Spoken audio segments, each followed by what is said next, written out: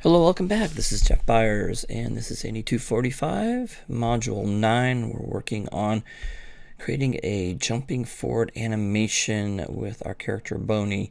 So in this video, we are going to go ahead and download the scene start that I want you guys to use. So make sure you go down to Module 9, the course assignment, and get that. So make sure you just download it.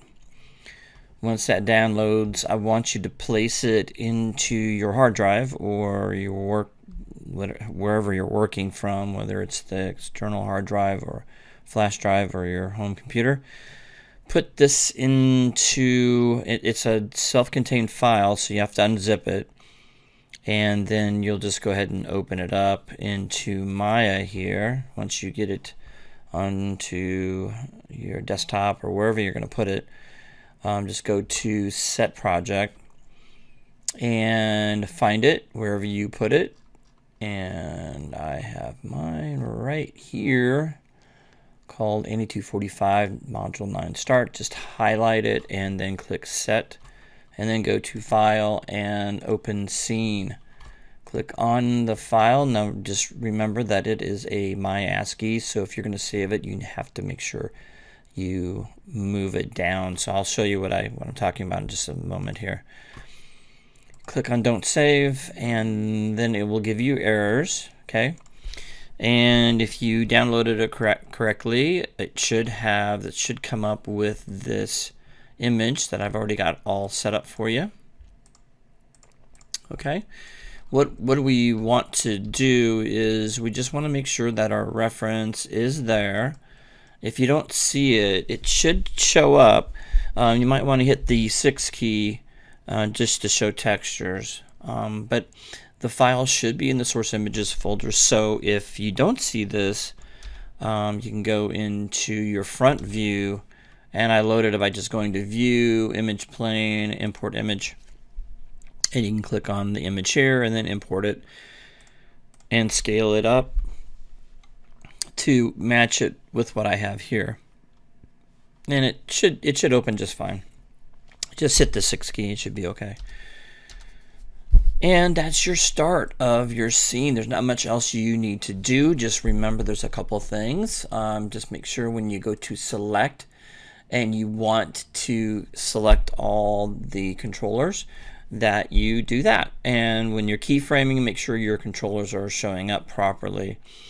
I do have the timeline set at kind of a weird situation here where it does have keyframes, and if you want to go back to keyframes, I just had this timestamp and code, the time code here. I kind of like animating that way. Not everybody's going to do that, but go into your preferences here at the very bottom right hand corner, and you can change that by going into, let's see, animation. Where are we at here?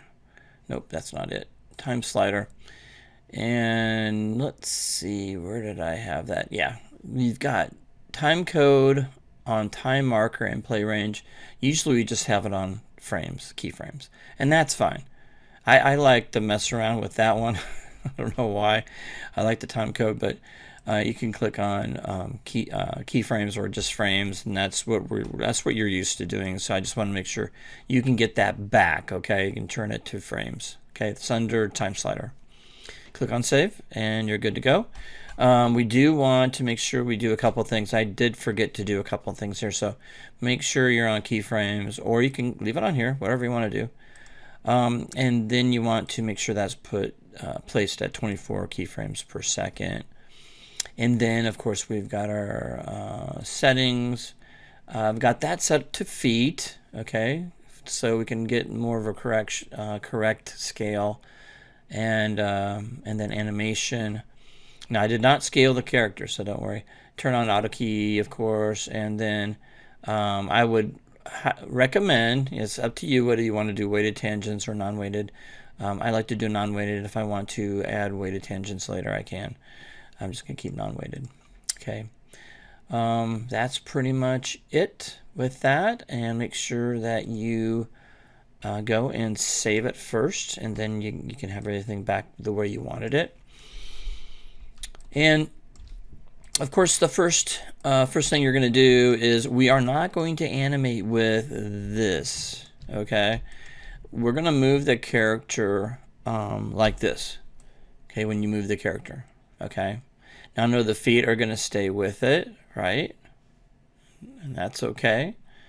Another thing I would probably do, if you do want to move this thing, so you can keep it relatively close to it, that's up to you how you want to animate this thing. I normally don't. I normally just animate with this, and then I move the feet where I need them to be. But you have to be careful with the knees again. So if you do it that way, if you do it this way, the knees will go with it and all that stuff. The feet, everything will go with that except for the knees. So I usually, when I do an animation something like that, I try to keep the knees in front of the legs quite a bit as I'm animating. Okay. So I may place them right about where the character might end up, just to keep the knees in proper orientation where they're supposed to be. Otherwise, you're going to have all kinds of problems. Now, you can always bring these back wherever you want to, you know, but I would do that if you're going to animate like I'm animating. If you want to animate with that, you won't have to worry about this. Okay, that's just how I like to animate. All right, so the first thing we're going to do is kind of put him in a really regular, just kind of neutral pose first. And that's the first thing we're going to do. Like I said, keep it just really basic and natural. And a lot of times I'll give our hand is usually curled a little bit naturally. So I'm just going to give that curl to it. That natural curl to the fingers and hands.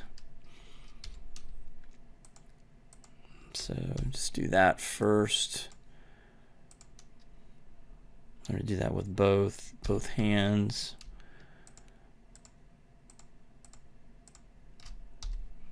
Let's rotate those in a little bit.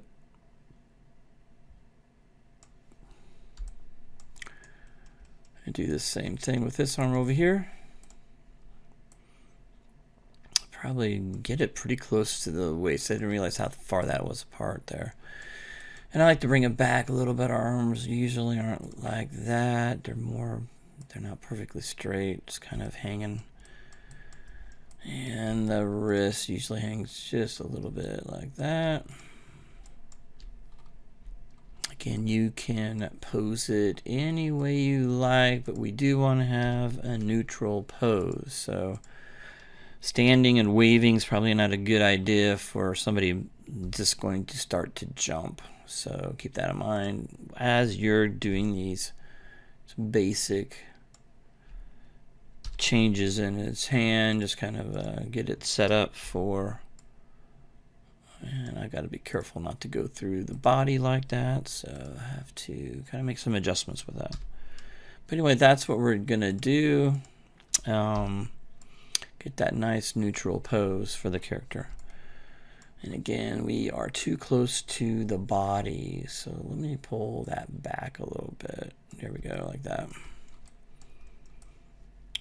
And this one needs to be down a little bit more. And back a little bit more, probably. There we go. So nice, natural, neutral, I should say. Not natural, just neutral pose. And you might want to shift his legs a little bit to the side.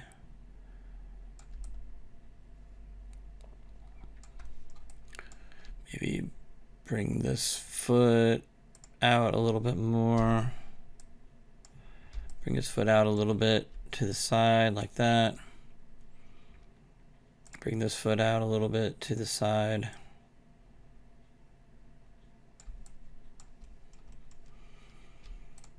rotate the body this way a little bit to offset that rotational value over this way.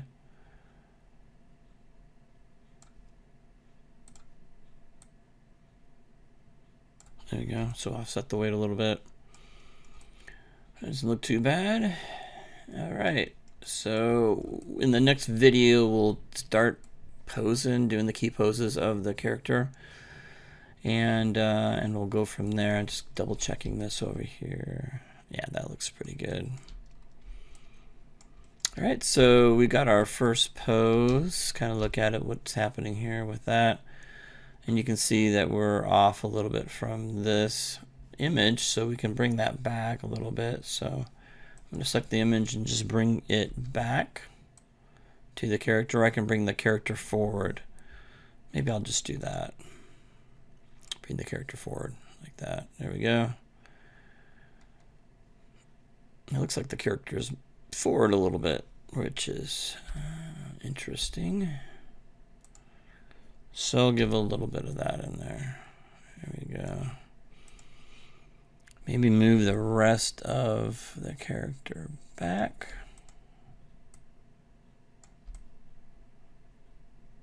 There you go. Just leaning forward just a little bit.